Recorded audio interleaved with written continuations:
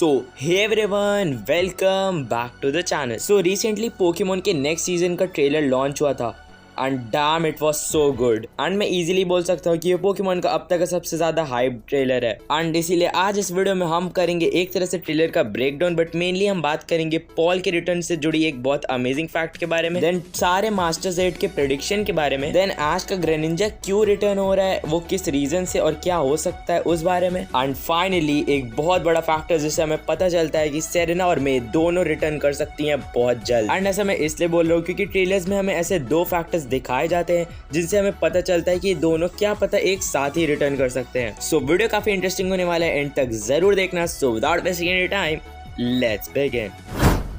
Okay, so first of all I'd like to talk about Paul's return. पहली बात, मैं बहुत खुश हूँ। पॉल हमेशा से मेरा फेवरेट राइवल रहा है। मैंने कभी एक्सपेक्ट नहीं किया था कि वो एनिमे में वापस आ सकता है, बट वो आ रहा है एंड मैं बहुत ज़्यादा क्यूरियस हूँ कि वो क्यों आ रहा है, क्या रीज़न हो सकता है कि पॉल रिटर्न कर रहा होगा। सबसे पहले सबसे ऑब्वियस बात, पॉल रिटर्न कर रहा है तो ऑफकोर्स वो ऐश बैटल तो करेगा ही, एंड एक और काफ़ी ऑब्वियस चीज़ जो मोस्ट प्रोबेबली सच ही होगी, वो एक वर्ल्ड कोऑर्डिनेशन सीरीज़ की बैटल होगी। दूसरी चीज़, क्या ऐश पॉल से बैटल करने के लिए अपने सीनियर टीम के किसी भी मेंबर या इन्फरनेप को वापस ला सकता है? मेरे ओपिनियन में इसकी बहुत छोटी पॉसिबिलिटी है। स्टिल इसकी थोड़ी बहुत पॉसिबिलिटी बनती है। इन्फरनेप के आने के थोड़े बहुत चांस तो हैं, एटलीस्ट मैं कहूँगा 10% out of 100। Also I am pretty sure कि ये एक मास्टर क्लास बैटल होगी, यानी पॉल भी मास्टर्स 8 में आता होगा, या फिर ये हाइपर क्लास बैटल भी हो सकती है अगर आज रासनर से हार जाता है। एंड फाइनली उस फैक्ट के बारे में बात करते हैं जो मुझे बहुत पसंद है। अगर आप लोग मेरे चैनल या किसी भी पोके ट्यूबर को या इवन सिर्फ पोकेमॉन एनिमे के हर एपिसोड को फॉलो करते हो, तो आपको याद होगा कि जब ऐश और पॉल लास्ट बार मिले थे, यानी ऐश और पॉल ने गुड बाय कहा था, यानी उन दोनों का फेयरवेल हुआ था, जो लिटरली 2010 यानी आज से 12 साल पहले हुआ था। तब सिंथिया ने ये खुद बोला था, उसी टाइम पे उसी एनिमे में बोला था कि ऐश और पॉल बहुत जल्द वर्ल्ड चैंपियन लीग में पार्टिसिपेट करेंगे, एंड ये आज सच हो गया है। So this is pretty crazy कि आज से 12 साल पहले ही पोकेमॉन वालों ने हमें बता दिया था कि आगे ऐश और पॉल की एक बहुत भयंकर बैटल होने वाली है, एंड मैं अभी बोल सकता हूँ कि सिंथिया भी ये बैटल देखने आएगी। सो या दैट्स इट फॉर पॉल। अब आगे बढ़ते हैं और बात करते हैं ग्रेनिंजा के बारे में। सो फाइनली इतने सालों बाद, इतने लोगों के वेट करने के बाद और इतने फेक वीडियोस बनने के बाद ग्रेनिंजा रिटर्न कर रहा है। बट ये तो सबको पता है, हम एक नई चीज़ के बारे में बात करेंगे, and that is Greninja return क्यों कर रहा है। कोई तो रीज़न होगा ग्रेनिंजा के रिटर्न करने का। देखो, इसमें मैं दो फैक्टर्स बता सकता हूँ, दो चीज़ें हो सकती हैं जिनकी वजह से ग्रेनिंजा रिटर्न कर रहा हो। एक नॉर्मल चीज़, ऐश के ग्रेनिंजा ने ज़ायगाट को हेल्प करी काम में एंड वो फ्री हो गया, या वो बस मिलने आया है एंड वो ऐश से मिलेगा। Maybe Ash Greninja form में वापस से आएगा, या मे बी एक नया फॉर्म ले सकता है एंड देन ज़ायगाट के पास वापस चले जाएगा, या इवन ऐश उसे ओक की लैब में भी भेज सकता है। बट ये सबसे बोरिंग पॉसिबिलिटी है एंड ज़्यादातर लोग यही चाहेंगे कि ऐसा रिटर्न तो ना ही हो। बट दूसरी चीज़ हो सकती है अलेन वापस आ सकता है, या कोई लेजेंडरी आ सकता है जिससे ग्रेनिंजा लड़ने आएगा, या इवन अलेन या कोई भी एक नया मास्टर क्लास का ट्रेनर ऐश उससे बैटल कर सकता है मास्टर क्लास में अपने ग्रेनिंजा के साथ। अलेन की रिटर्न की पॉसिबिलिटी है बट बहुत कम है, क्योंकि अगर उसको रिटर्न होना होता तो जस्ट लाइक पॉल वो भी ट्रेलर्स में होता, बट वो नहीं। इन माय ओपिनियन अलेन ऐश का सबसे ज़्यादा अधूरा राइवल है, यानी ऐश जितने लोगों से भी राइवलरी रखता था एंड में जाके उन्हें हरा देता था, बट अलेन को ऐश कभी नहीं हरा पाया, एंड वो हम सबके लिए थोड़ी डिसअपॉइंटमेंट है।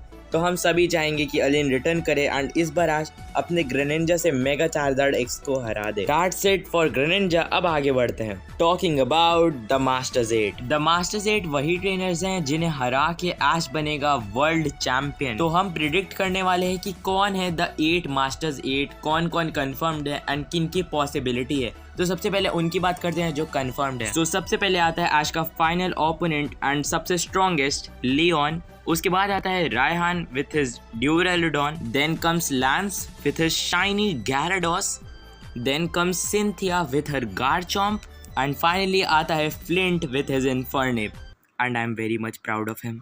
सो या यही है वो 5 ट्रेनर्स जो हमें कंफर्म्ड है मास्टर्स 8 में, एंड अभी 3 ऐसे ट्रेनर्स हैं जो हमें नहीं बताए गए हैं। सो प्रिडिक्शन तो करना पड़ेगा। मेरे प्रिडिक्शन के हिसाब से सबसे पहले पॉल हो सकता है, काफ़ी बड़ी पॉसिबिलिटी है पॉल की। देन जैसा कि मैंने कहा था अलान की भी काफ़ी बड़ी पॉसिबिलिटी हो सकती है। एंड अगर अलान नहीं आता है तो कार्लोस से एक भी रिप्रेजेंटेटिव नहीं है मास्टर्स 8 में, जो मोस्ट प्रोबेबली होगा क्योंकि ऑलमोस्ट हर रीजन से एक रिप्रेजेंटेटिव है। सो कार्लोस का स्ट्रॉन्गेस्ट ट्रेनर डायांथा भी हो सकती है मास्टर्स 8 में।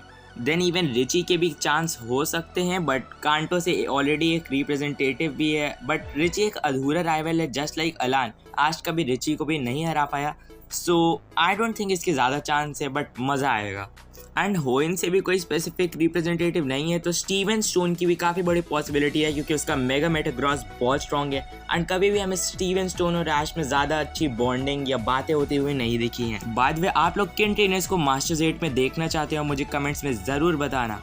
अब आगे बढ़ते हैं एंड फाइनली बात करते हैं सेरेना और मे के रिटर्न के फैक्टर्स के बारे में। सो सबसे पहले मैं बता दूं ये चीज़ मैंने नहीं ढूंढी है एंड पूरा क्रेडिट जाता है एक यूट्यूबर नेम्ड पोकेरैफ को। ओके, अब मुद्दे पर आते हैं। सो ट्रेलर्स में हमें क्लोई और उसकी ईवी एक क्लोथिंग में दिखाई जाती है।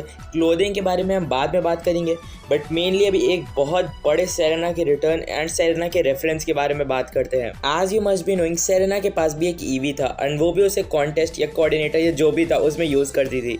But the thing is Serena का ईवी जो रिबन पहनता था वो वही सेम रिबन है जो क्लोई अपने कॉन्टेस्ट वाली जो भी क्लिप दिखाई गई है उसमें पहने हैं। And how is that possible? पक्का वो लोग सेरेना का कोई रेफरेंस या हिंट दे रहे हैं।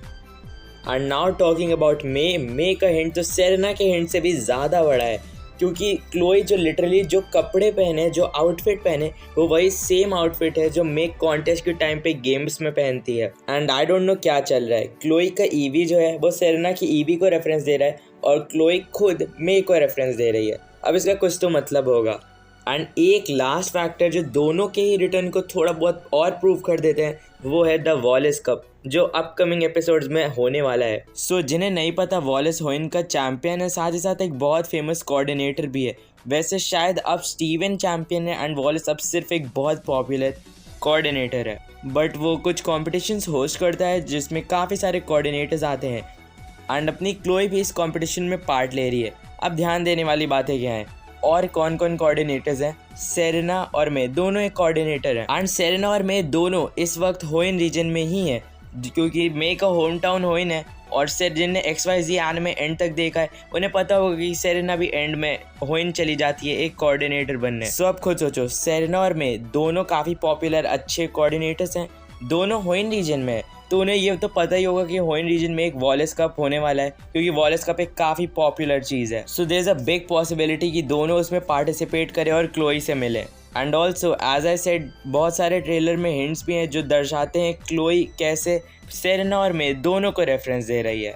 सो या all this makes a very big possibility कि बहुत जल्द सेरेना और मे रिटर्न कर सकते हैं। स्टिल आई से आई एम जस्ट 40% श्योर क्योंकि एनिमे वाले कुछ भी कर सकते हैं। एंड या आपको क्या लगता है इस थ्योरी के बारे में कमेंट्स में ज़रूर बताना। क्या आपको भी लगता है सेरेना और मे रिटर्न आ सकते हैं एंड जो वो दो हिंट्स हैं वो कोइंसिडेंस हैं या जेन्युइन है? एंड या I think it's time to end the video. So that is it for today guys. अगर आप लोग चैनल पे नए हो तो चैनल को सब्सक्राइब कर देना और बाजू वाला घंटा भी दबा देना। अब मुझे फर्क नहीं पड़ता आप सब्सक्राइब बटन पे थंडरबोल्ट करो या फ्लेम थ्रोवर, बस तब जाना चाहिए। वीडियो को जरूर से लाइक कर देना क्योंकि उससे मुझे इंस्पिरेशन मिलती है और ज्यादा वीडियोस बनाने के लिए। चैनल से अपडेटेड रहने के लिए मेरे डिस्कॉर्ड और इंस्टाग्राम पर मुझे फॉलो कर लेना और गेमिंग पोकेमॉन वीडियोस देखने के लिए मेरे ब्लेस प्लेस चैनल को भी सब्सक्राइब कर लेना। सबके link is in the description. ये रहा आज का पोके क्विज। सबसे पहले आंसर करने वाले को मैं पिन करूंगा। So I will see you guys in the next video. Until then